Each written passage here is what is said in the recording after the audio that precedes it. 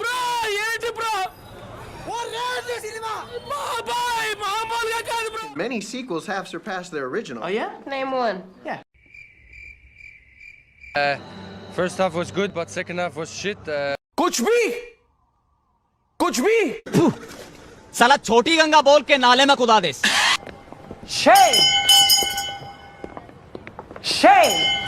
shame on you.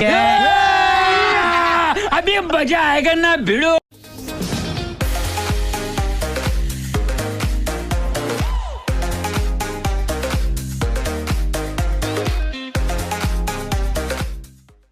Ever since the release and success of Bahubali, the monumental stardom of Prabhas really developed into an uncontrollable beast. A beast so big, so massive, and with such global fervor that all the big budget projects were being offered to him. Everyone wanted a piece of the pie, as after Bahubali, the world would be waiting for his next move, and it can't be any ordinary project. It should be a spectacle in every department. While the scale in his movies including Saho and Radhesham were clearly evident, the projects were always lacking in soul and depth. The financial investment would overpower what is most important in the success of films: a tight and engaging screenplay. This was true for both Saho and Radhesham, great concepts on paper that would eventually transition to lose its grip with the audience as the storyline developed. Adipurush, however, both from a concept and execution level, was a colossal misfire. An overconfident director, a vision that was warped from the word go, a desperate attempt by the makers to cash in on the religious sentiments of the people, and just an absolute abomination in terms of being a dedication to Valmiki's sacred text.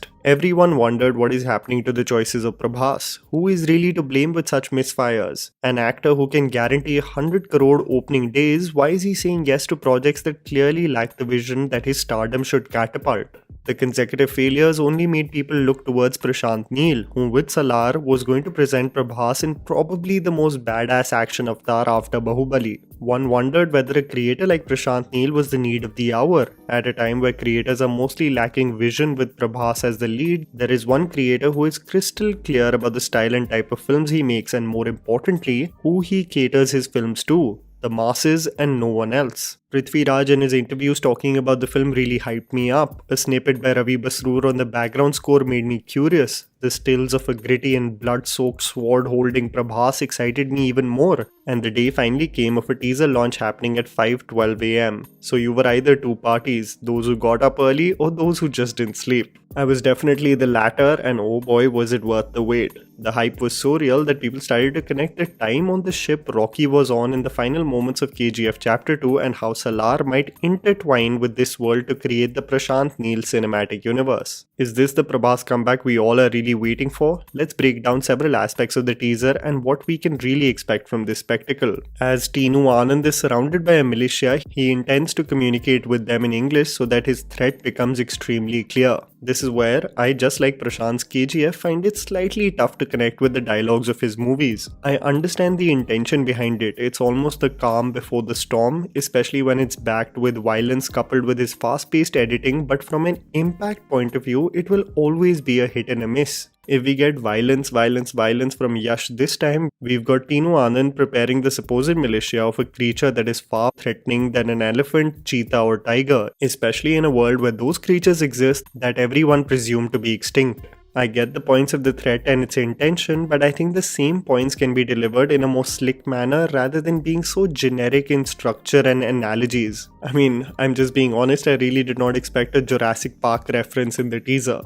What is absolutely certain in the teaser and what is effectively done are two things. It provides the packaging and presentation Prabhas as a leading man desperately needs. While Saho partly did this, presenting him in a badass stylized avatar, I feel like it is Salaar that is really going to present him in an intimidating manner. The second point is, just like the teaser poster, Prabhas' stills are mostly shots of him from the back, almost keeping the real show at bay till probably the trailer, and I think this works wonders for the hype for the film, especially when Prabhas is only causing carnage in each frame. I think it is so inventive to cast Prithvi Raj as the antagonist in this saga, by the way, and he looks badass as ever as the force to be reckoned with. I can put my bets on the fact that Prithvi Raj will really be the surprise in this movie. There are two things I'm slightly worried about, and you also do chime in whether you agree or not. One is the sepia and dirt-filled tone regarding the frames of Prashant Neel. Is this something that the audience will get tired of because they've seen it already? And two is the case of militia and lands where illegal practices are taking place just an extension of the KGF franchise? And will this cause repetition regarding several of its themes?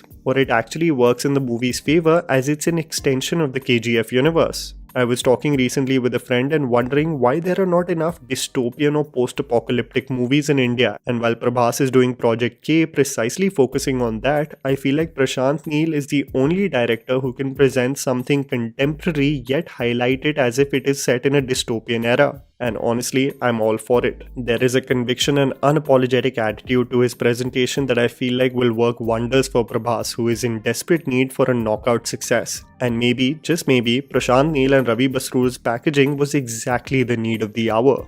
And that was the video, guys. Write down in the comments below what you thought about the Salaar teaser. Please don't forget to follow me on Instagram, the handle's right in front of you. Follow me at JammyPants4. Also, please support us by smashing the like button and subscribing to our channel for weekly content ahead. Thank you for watching.